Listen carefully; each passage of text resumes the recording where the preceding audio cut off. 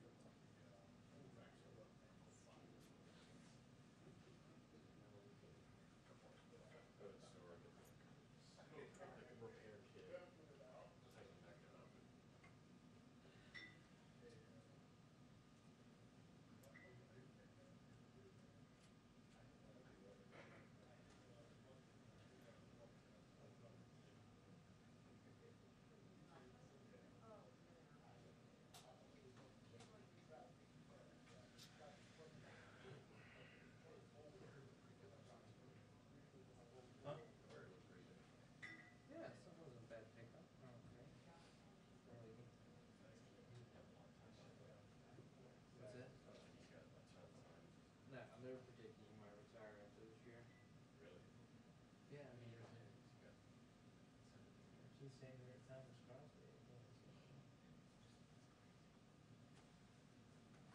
Yeah, those guys. He's still in unserved. Probably. Yeah. No, he came in at 18. Yeah. He did 20 years. No, Mr. Marlowe. Yeah, but he did nothing. He was terrible. Yeah. He was terrible.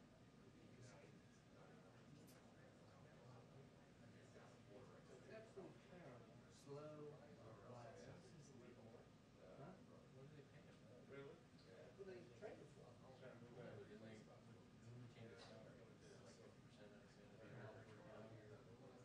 Well, so the funny thing is with Carter, if he retires, the payment actually going for $500,000 cash because of what the Kings are retaining salary. So they actually gained. What, Rick Leatham? I was like, where's Rick? On his wheel? On his wheel. There's like 4 or 5 guys on wheels. Any sort of electrical thing that moves. So now you got gangs of those guys. You can see each other side. They actually went down last week. I think the wife put it up shit. Anyone drives this, you know. Yeah. Tell me that he's so right. Yeah, that was pretty good. The law school. I mean, that pass from the thing. The boards. Oh, because they income tax.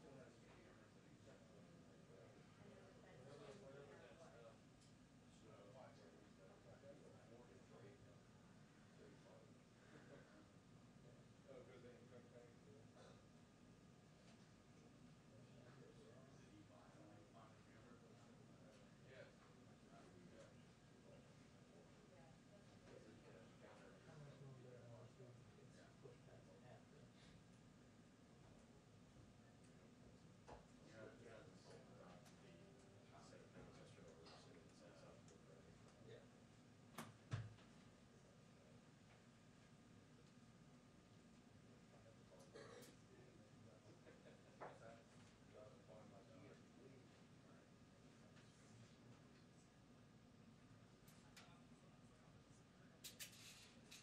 That'd be a good place for it's that close to the bureau. They're confident they won't beat you.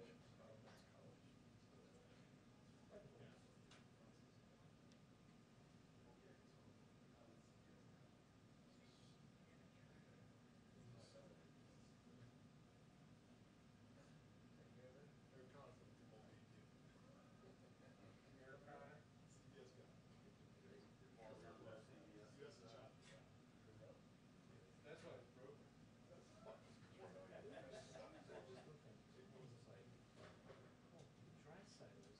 Dry side was like way up there. Yeah, probably something. But the thing is,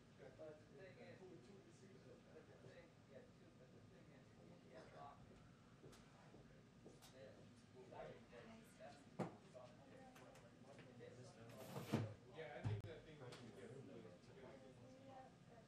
there's nothing intuitive about it. Something simple. Oh, yes, exactly. 2 Christians today. Oh, yes. That won't be confusing at all. That's a lovely lady.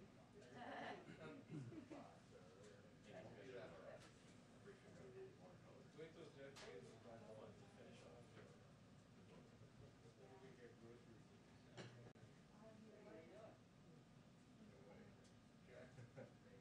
Yeah, I figured even if you can't buy a bunch of this money, you can get it and buy more stuff on Amazon. You'll get rich. 24.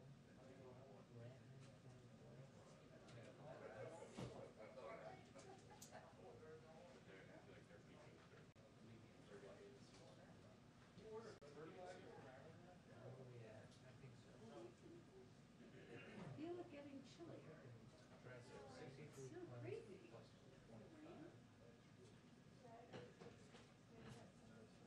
Yeah.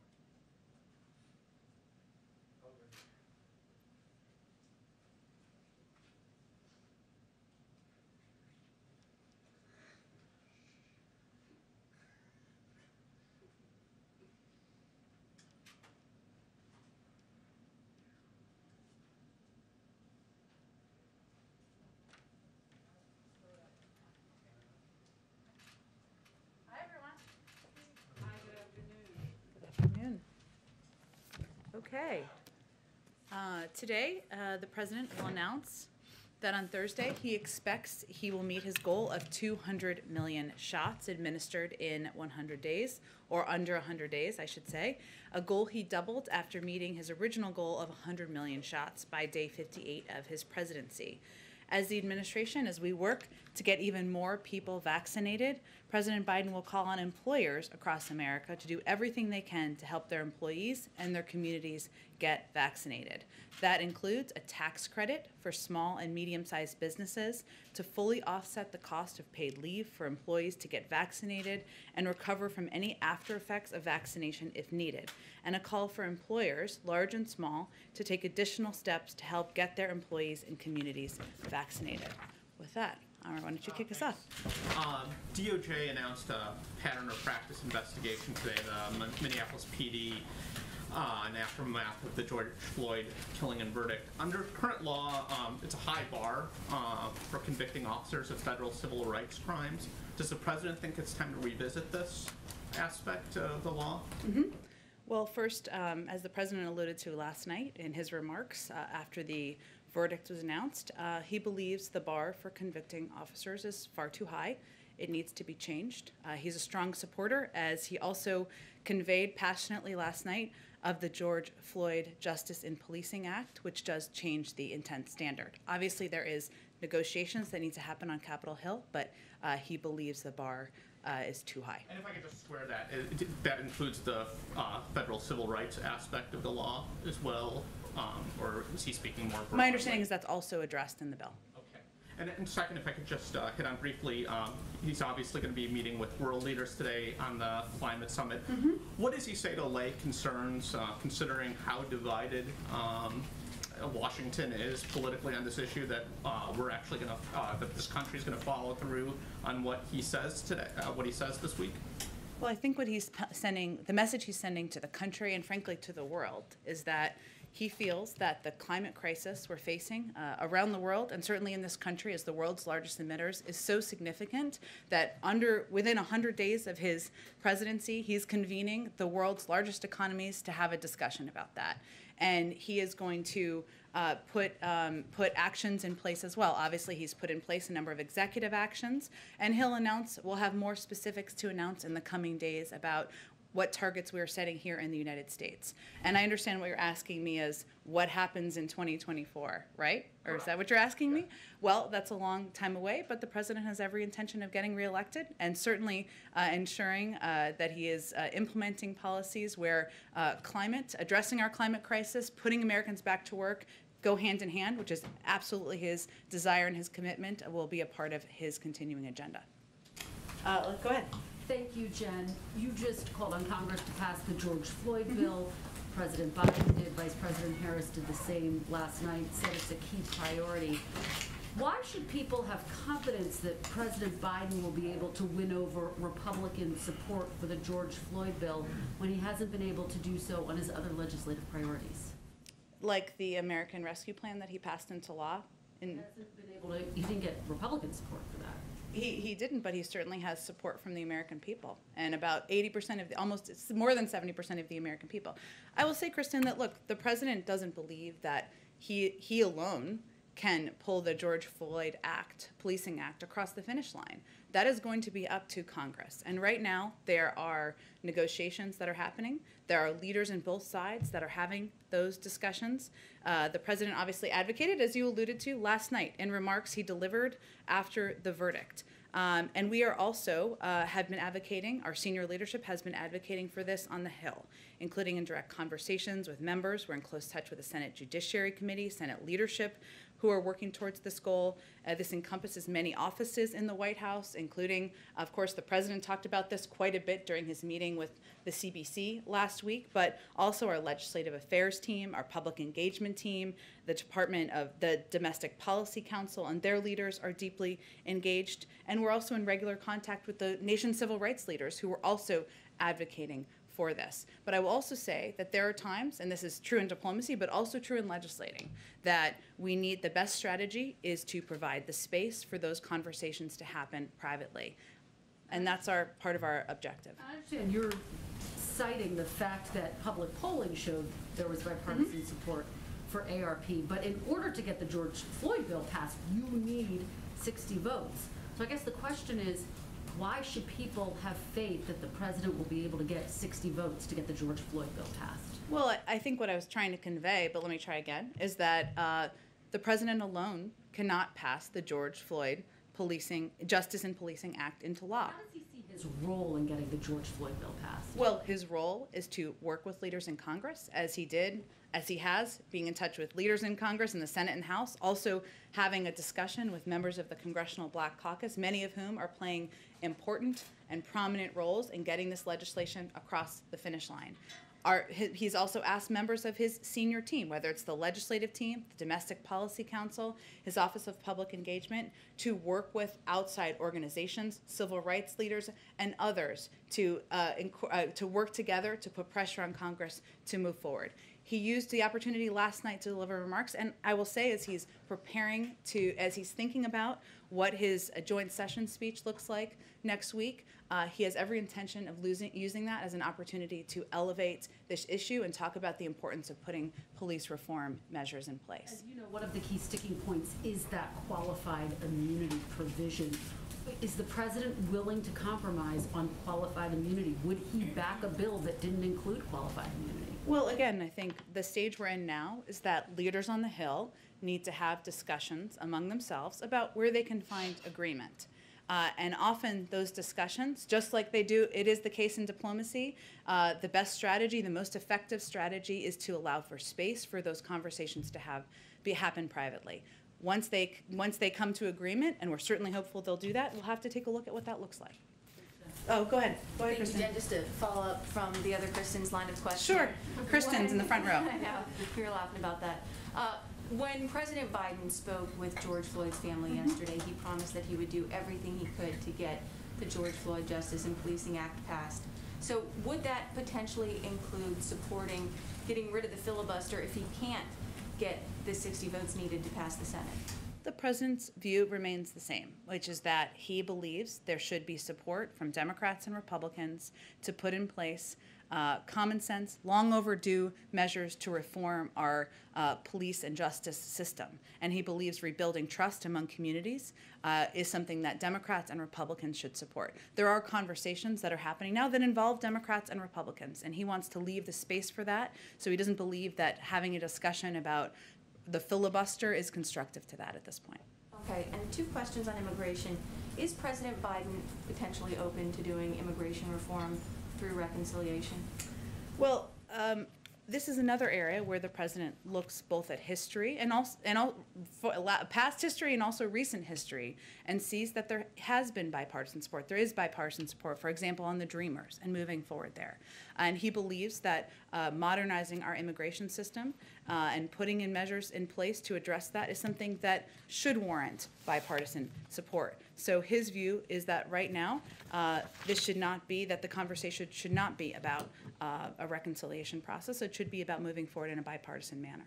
And so, I mean, these members of the Congressional Hispanic Caucus that President Biden met with yesterday, they said that we need to find any other form and avenue to achieve as much as we can, and that can include reconciliation. So I guess, can you at least confirm that that did indeed come up during their meeting yesterday? That members of Congress raised this issue? No, they were saying that President Biden raised this issue and that he at least expressed some degree of support for it. Well, I guess I can articulate what the president's point of view is, and certainly what his intention of conveying in any private meeting was, which is that he believes there should be bipartisan support. Of course, members are going to propose a range of mechanics for moving things forward, but his view is that the conversation right now should not be focused on reconciliation. It should be focused on finding a bipartisan path forward. Go ahead. Thanks, Jen. You mentioned Republicans and Democrats negotiating this on Capitol Hill. Is it immigration or? I'm so sorry. Immigration is on my mind. No, it's okay. I just wanted to make sure I was answering the right question. No, on the George Floyd Act, or this issue of police reform. Mm-hmm. Does this White House see this as the George Floyd Act, all or nothing? Is there room for Republican proposals like the one from Senator Tim Scott? Of course. this is going to be a discussion, and a lot of the conversations right now, as you know, from covering this, are happening between Democrats like Senator Cory Booker and like Senator Tim Scott, and they're going to have to decide where they can find agreement moving forward. Ultimately, the president believes, as he conveyed quite passionately last night, that we need to put in place police reform measures. They're long overdue, and certainly the events of the last few weeks elevate this as an issue we should be we should be addressing as a society. So we know that democracy in action means there are negotiations, there's compromise. We'll see what that looks like, but our objective here is to stay in close touch through senior members of our White House team, through the president himself, to be helpful and constructive and give feedback as needed, but also to leave space for those conversations to happen. Because you mentioned the negotiations on the Hill as a separate entity from this White House. Could you just elaborate on what you just said, the president's involvement and senior staff's involvement? We've seen the president get involved in negotiations on infrastructure, on COVID relief. Will he get involved in something like police reform? He had a high-level conversation with members of the Congressional Black Caucus just last week. And this was a prominent part, an important part of that conversation. And I wasn't intending to send, so I appreciate you asking, I wasn't intending to convey that it was separate. It's not separate, but there are conversations that are happening between Democrats and Republicans on Capitol Hill. We are staying abreast of those. We are certainly engaged with a number of those members at a range of levels in this White House, including at the president's level, but also from leaders in the legislative team, from leaders of his Office of Public Engagement, and from leaders of the Domestic Policy Council. Does the president have a deadline by which he would like to see this on his desk, given where this falls in the national discourse right now, and the importance and the potential for losing the momentum that exists? Well, I think the president certainly sees this moment as an opportunity to redouble everyone's efforts in getting this legislation passed and move forward. But he also recognizes, having served 36 years in the Senate, that you can't rush negotiations between Democrats and Republicans. He's eager to have something on his desk, but we're not here to set a deadline at this point in time. Go ahead. Thanks, Jen. I know we're celebrating 200 million shots today, but there's some indications that, at the very least, rates aren't raising at the same rate as they have been previously in the administration. The rates of vaccination, or sorry, just to clarify what you mean. It's being put in arms, and my question is whether you guys see that as just sort of the inevitable blip from J&J coming out of circulation, if it's hitting a wall with, we're now moving towards folks who might be more hesitant to get the vaccine versus folks who already have, if it's just sort of blips in the data, or if you don't, basically if you don't think that the last few days have been representative of a broader trend. And more broadly, I know that you, or the president's planning to announce this tax break going into effect, but are there other things that you can talk about the administration doing to address hesitancy, since it now seems to be squarely pivoting away from folks who are eager to get the vaccine and towards folks who are not? Well, first I would say, and you asked a few questions there, so let me see if I can answer all of them. What we've seen, and there was some interesting data that came out over the last couple of days, obviously a lot was happening yesterday, is that we've actually seen a decrease in hesitancy and increase in confidence among many communities. So in some polling that was put out just yesterday, 40% of respondents said they were more likely to get the COVID-19 vaccine than they were a month ago. In terms of conservatives' confidence in vaccine, again, this is a poll, so it's not perfect, but it was interesting data. A full 71% of Trump voters said they have either received at least one dose of a vaccine or definitely or probably will, up from 59% in an earlier poll conducted just 1 month ago. So what we're trying to address, to answer another one of your questions, is what we see as the issues, the barriers to getting the majority of the American people vaccinated. And one of those barriers is access. And so what the announcement today is intended to do is address one of those barriers to access, which is people not through a political prism, but many people who have not yet been vaccinated are concerned they can't take a day off of work.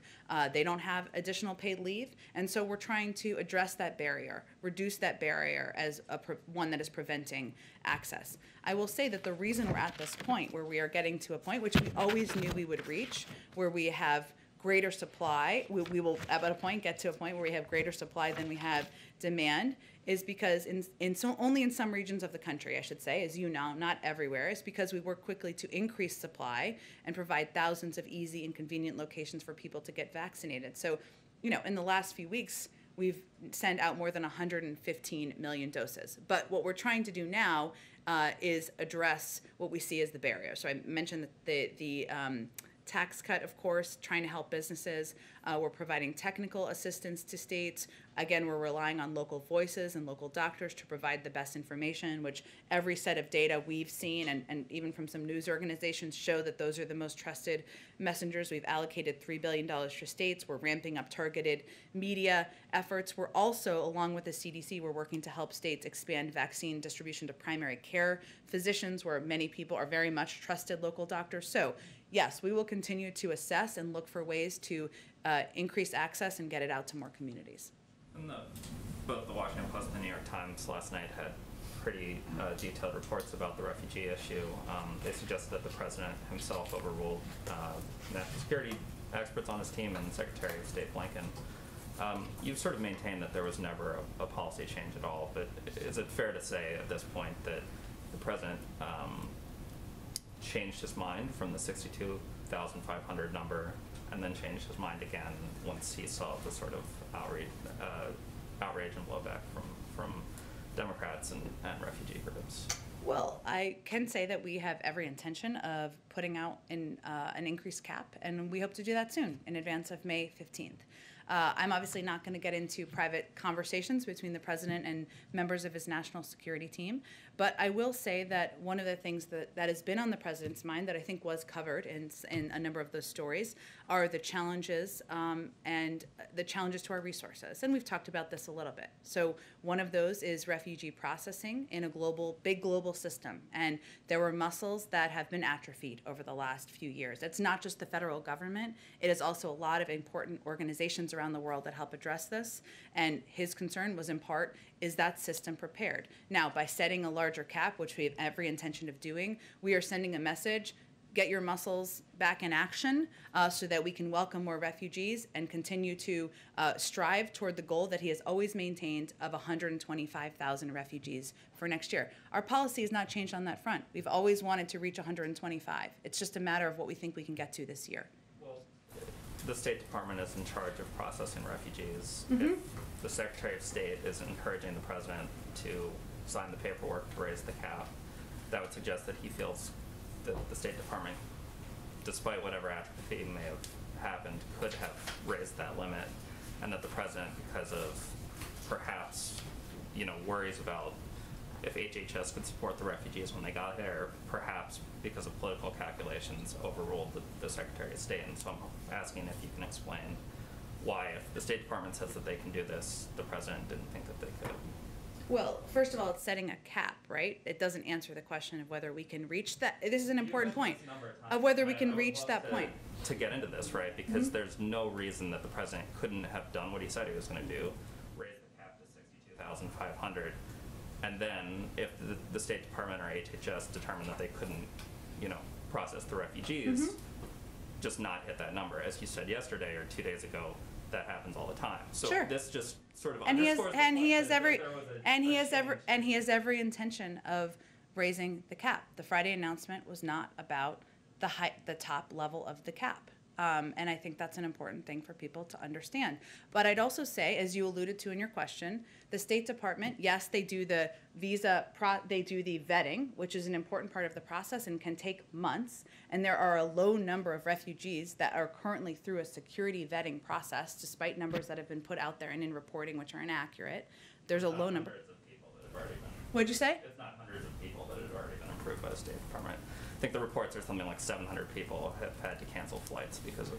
And the flights have resumed. The flights have resumed as of Friday. But there's also another component of this, because it's an interagency process that addresses refugees resettlement, right?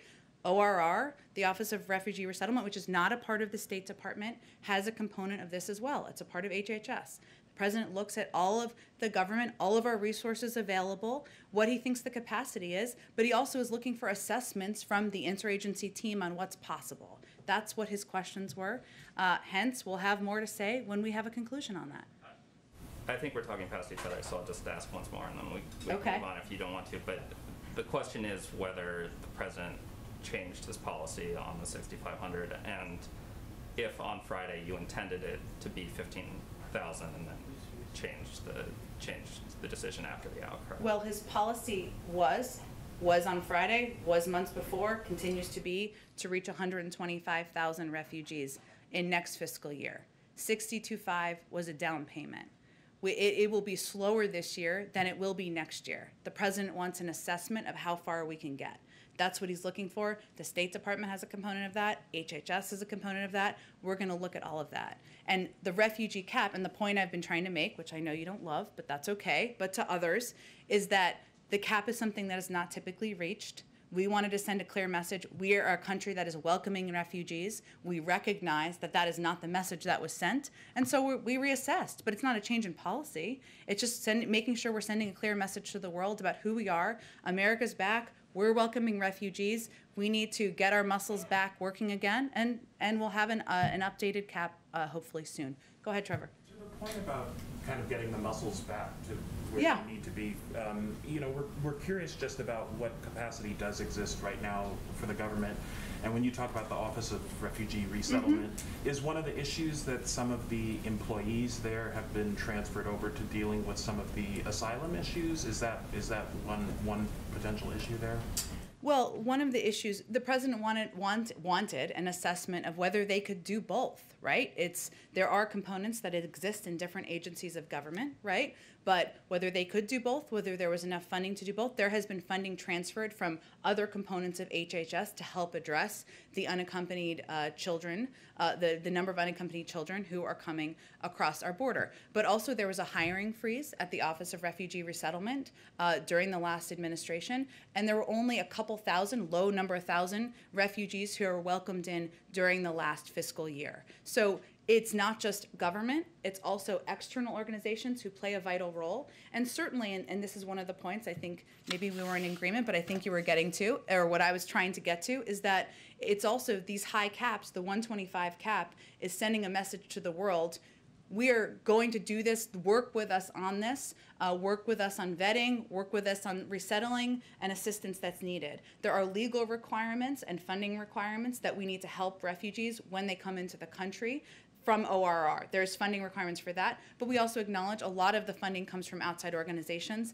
That needs to be prepared as well. There's one other factor we haven't talked about, but is an interesting one, I think, is there are some limitations that have come about because of COVID. Because sometimes, typically in the past, people have traveled to do some of these vetting interviews and expedite moving refugees through processing. Also, people coming into embassies around the world, that's an additional challenge.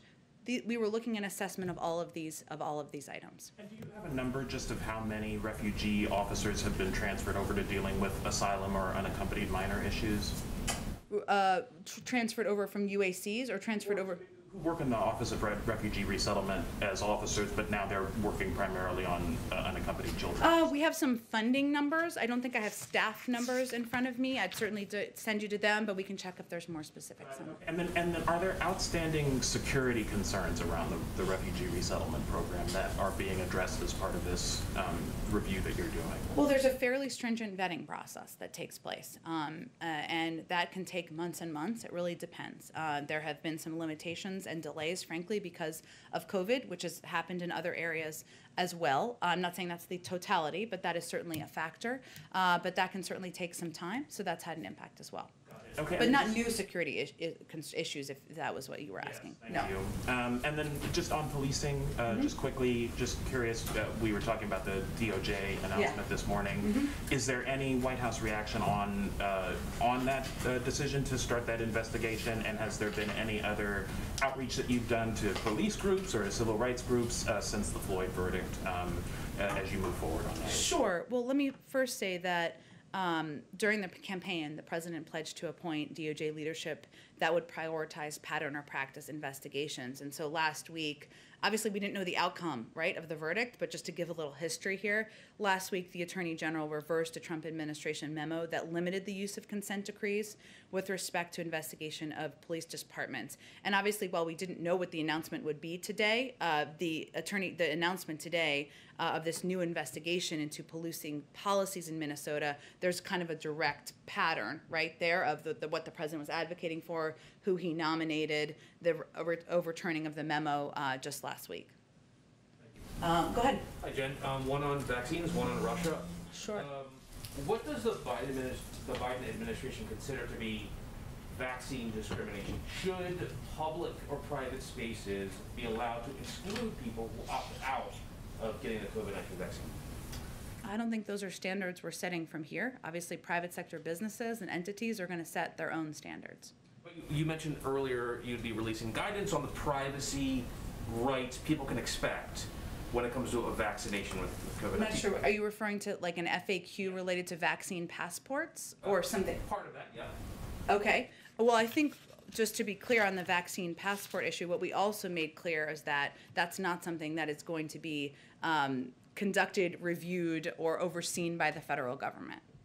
On Russia, today in his annual address, Russian President Vladimir Putin warned against foreign intervention in Ukraine, where there is a troop buildup reported in parts of Crimea, and hundreds of protesters supporting Alexei Navalny have been arrested.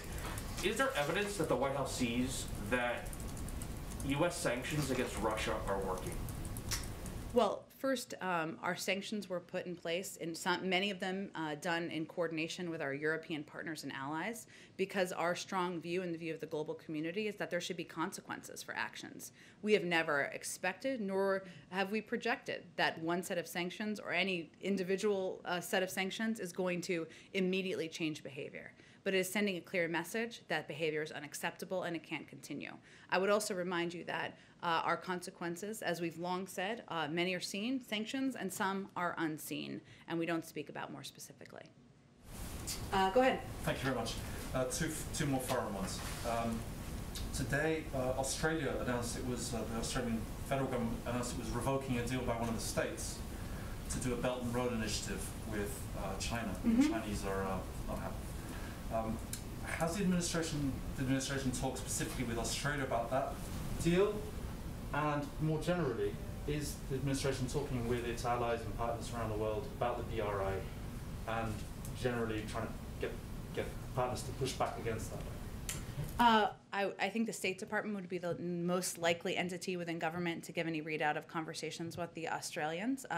Obviously, economic partnerships, relationships, how we can work together as a global community and in a coordinated fashion as it relates to China is part of nearly every discussion the president has with a European partner or a country in the region. Specifically the Belt and Road Initiative, which obviously has been painted by some as this kind of, very clever soft power slash loan shark scheme taking over large parts of the world. But what's the US? Well, what about it is your question? Well, I mean, given that Australia today pushed back against this very specifically, I was just wondering if the US is in having actual, direct talks with partners about, we've got to do something about this BRI. I can check and see if there's anything more specific. Okay. And the other one is the president of Belarus and Putin as well today, both are touting this supposed plan by the US to have tried to assassinate Lukashenko of Belarus. I can confirm there's no basis in fact there. Go ahead.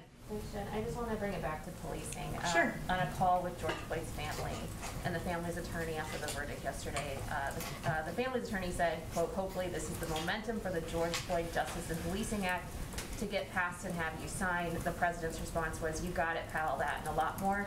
Not just that, but a lot more. So in your estimation, is that the president promising to the Floyd family that he will get a policing bill passed? I think he's promising to the Floyd family that he will use the power of his presidency, the bully pulpit, as he intends to do during his joint address next week, the role of senior leaders in his government to help push the George Floyd Justice and Policing Act forward. How far is he willing to push for it? I'm not sure what that means. I mean, how far is he willing to push to get something done? In what way? You just talked about giving people in Congress, lawmakers' breathing room to talk and negotiate, but, you know, how far is he willing to get Democrats in line? Is he willing to keep just pushing for this? Is it a huge priority? Like, can you prioritize, or give me a sense of his priorities in terms of getting this done? Well, I would point you to the fact that, one, the president gave a passionate call last night for the importance of moving forward in this moment with the George Floyd Justice in Policing Act. It is on his mind as he is working with his team and all of us to draft his joint session speech, which is one of the highest profile moments any president has in the first year of their presidency.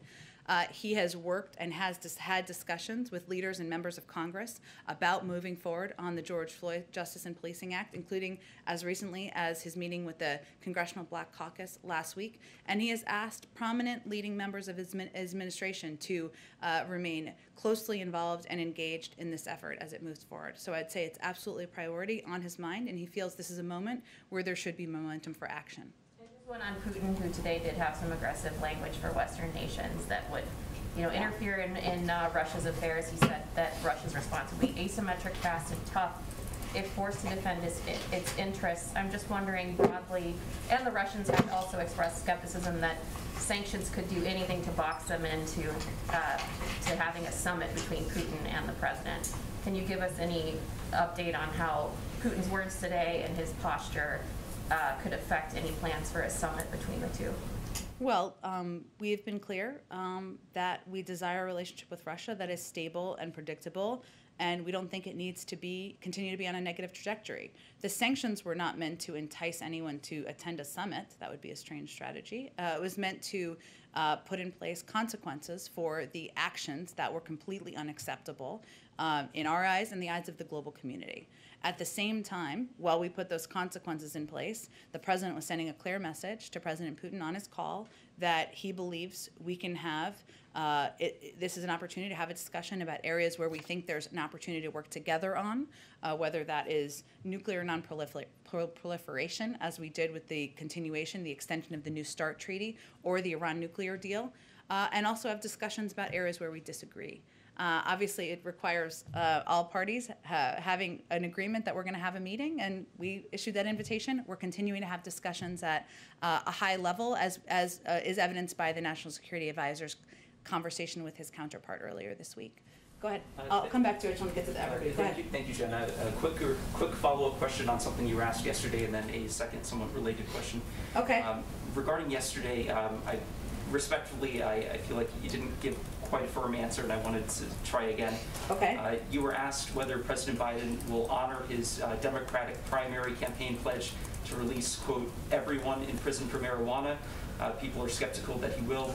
President Biden is personally responsible for sending some people to prison for life for marijuana under his 1994 crime bill. And Vice President Kamala Harris oversaw 1,900 marijuana convictions in San Francisco District Attorney.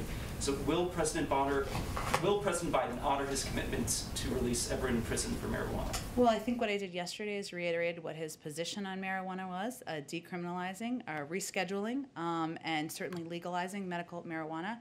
What you're asking me is a legal question, and now we're in government, and so I had to follow up with our legal team, and I don't have any additional information quite yet. Regarding rescheduling, that wouldn't necessarily release anyone from prison. Schedule 2 has fentanyl and cocaine. You can't That's right. It addresses things moving forward, though, which is important and important to many advocates. So should people in prison for marijuana who are asking President Biden to honor his pledge to release them, should they expect to be released, or are they going to serve life in prison for marijuana? Well, again, I think I've stated very clearly what the president's position is. What you're asking me is a legal question. I'd point you to the Department of Justice, and if there's anything more we can provide from here, I'm happy to provide it. My second question, President Biden yesterday, responding to the George Floyd case verdict, said that George Floyd's death, quote, ripped the blinders off for the whole world to see the systemic racism in the United States. But he's an architect of multiple federal laws in the 1980s and 90s that disproportionately jailed black people and contributed to what many people see as systemic racism. The activist Cornel West said that Biden was, quote, one of the core architects of mass incarceration, and that, quote, I think Biden is going to have to take responsibility and acknowledge the contribution he made to mass incarceration.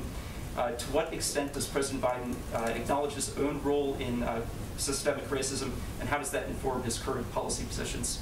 Well, I would say that one of the president's core objectives is addressing racial injustice in this country, not just through his rhetoric, but through his actions. And what anyone should look to is his advocacy for passing the George Floyd Justice and Policing Act, for nominating leaders to the Department of Justice to address long, outdated policies, and to ask his leadership team here in the White House to prioritize these issues in his presidency, which is current and today and not from 30 years ago. Does he believe it's important to accept his own culpability? I think I've answered your question. Go ahead. Questions. And you kind of touched on the first one, but Vladimir Putin today criticized the West by saying that all provocateurs will regret it more than ever. He compared European countries with jackals who, quote unquote, howl to their shirkan, but did not name specific names or countries. Does the U.S. take it personally? I don't think we take anything President Putin says personally. We have tough skin. And then the second question is on February 2nd, this is to immigration. Biden signed an executive order calling for the CDC and Homeland Security to review Title 42. I was wondering if there's any update on that review. Title 42 is still in place because we are still in the midst of fighting a global pandemic, so I don't have any predictions of when that will change. Go ahead. Hi, Jen. Taylor Poplars with Spectrum News. Hi, Three quick Taylor. questions. I'll make them quick. First, has the president been briefed on 16-year-old Micaiah Bryant being shot and killed by police in Columbus, Ohio yesterday? It happened moments before the Chauvin verdict came out. Yes. I said to you yes, and let me just say, since you gave me the opportunity, the killing of 16-year-old Micaiah Bryant by the Columbus police is tragic. She was a child. We're thinking of her friends and family and the communities that are hurting and grieving her loss. We know that police violence disproportionately impacts Black and Latino people in communities, and that Black women and girls, like Black men and boys, experience higher rates of police violence. We also know that there are particular vulnerabilities that children in foster care like Micaiah face. And her death came, as you noted, just as America was hopeful of a step forward after the traumatic and exhausting trial of Derek Chauvin and the verdict that was reached. So our focus is on working to address systemic racism and implicit bias head-on, and of course to passing laws and legislation that will put much-needed reforms into place at police departments around the country. Has the president been briefed on it? Yes. Okay. And then also in Ohio, the family of Tamir Rice, the 12-year-old Cleveland boy who was killed by police in 2014, they've asked the Justice Department to reopen his case. Does the president support that? I would point you to the Department of Justice. It's their decision. And then lastly, a climate-related question. There have been several lawmakers from Ohio and other states who have called for the U.S. Postal Service vehicle contract to be paused with Oshkosh Defense. The lawmakers are alleging that there was maybe inappropriate political dealing with it, but also that it may not meet up to the president's executive order on electrifying the fleet. Okay. Is the White House concerned about that? Do you agree with a pause and investigation? I'll have to check on that. It's an interesting question. So just so I understand it, it is about a contract that a company has that may or may not meet the electric fleet objectives in the executive order. Yeah, and the Postal Service has said they'll at least be able to electrify 10%, but obviously the president has wanted to electrify the whole fleet. Yes. Okay. Let me check on that for you. Go ahead. Thanks, Jen. I've got one on anti-AAPI discrimination, and I'd like to circle back on a vaccine question from last week. Let's start with the vaccines. A number of lawmakers, Democratic lawmakers in foreign countries, have asked the president to waive vaccine patents to surge production.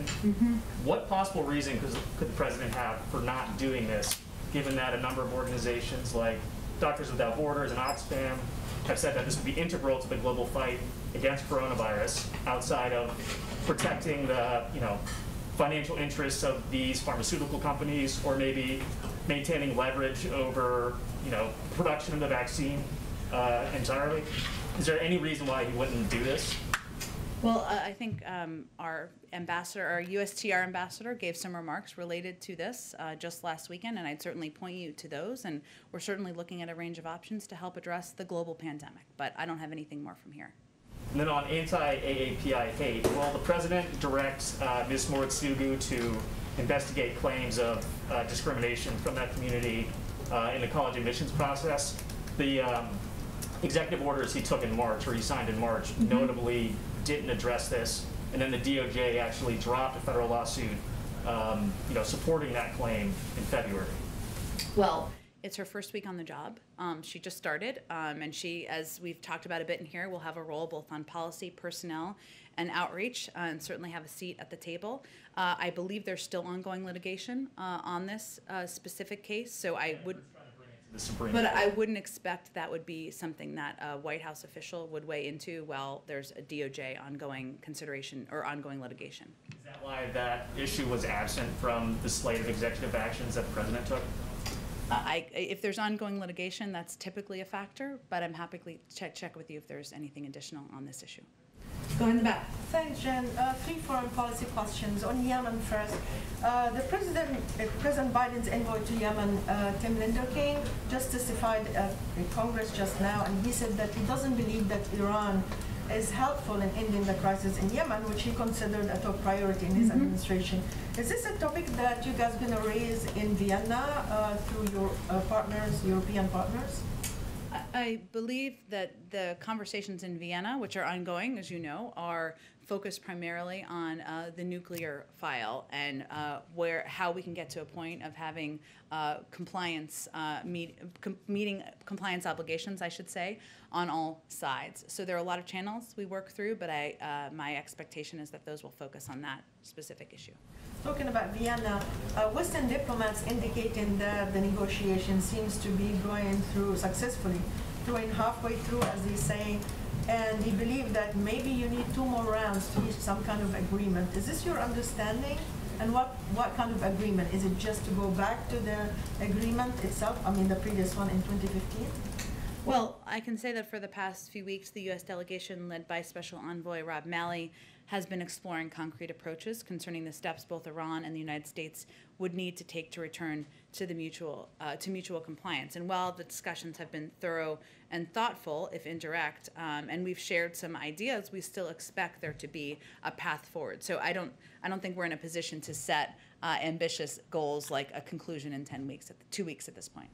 And finally, former Secretary of State Mike Pompeo just held a press conference with the Republican study group at Capitol Hill, and he basically wants to introduce a legislation called Maximum Pressure Act.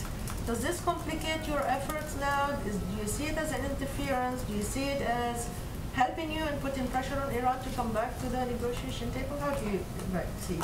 Well, I don't clearly have all the details yet on what the legislation is he's proposing, but I would say, broadly speaking, our view is that diplomacy should be in the lead, that the former administration pulled out of the Iran deal, which led us to a point where we had far less visibility into what was happening on the ground in Iran.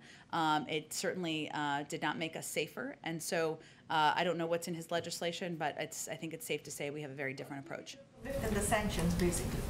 He would be opposed to lifting the sanctions. I don't think we've indicated we're moving toward that, but we're having a discussion about how to meet compliance obligations on all sides, and we certainly believe that moving towards a diplomatic path forward is in the interest of the United States and the global community. Thank you. Go ahead. Saturday is the Armenian Genocide Remembrance Day. Adam Schiff and a group of about 100 bipartisan lawmakers sent a letter to the president today asking him to follow through on his commitment that he made as a candidate. Will the president be following through on his commitment, and will it be coming by Saturday with the latest remembrance? Sure. I expect we will have more to say about Remembrance Day on Saturday, but I don't have anything to get ahead of that at this point in time. Okay. Thank you, everyone.